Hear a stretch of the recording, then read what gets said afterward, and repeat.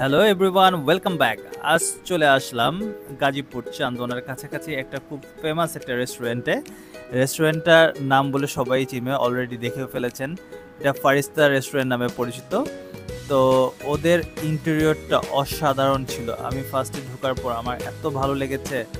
তো ওদের ঘুরে ঘুরে ইন্টেরিয়র দেখছিলাম। শুধু ওদের এই ফ্লোরে না, ওদের তিনটা ফ্লোর, তিনটা রুফটপ সহ তিনটা ফ্লোর। প্রত্যেকটা ফ্লোরে ইন্টেরিয়র অসাধারণ। এবং ওদের রুফটপে দিনের বেলা এবং রাতের বেলা বসার খুব সুন্দর ব্যবস্থা আছে। খুব ভালো ছিল ওদের রেস্টুরেন্টটা।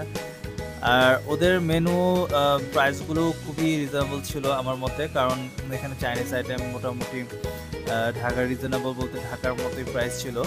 তো এবং খাওয়ার মানও ভালো ছিল। সো ওই তুলনা খুবই ভালো ছিল। আর যারা গাজীপুরে অথবা ঢাকা থেকে গাজীপুরে বেড়াতে যাচ্ছেন, তো রেস্টুরেন্টে খেতে যাচ্ছেন, অবশ্যই এই রেস্টুরেন্টটা ট্রাই করবেন।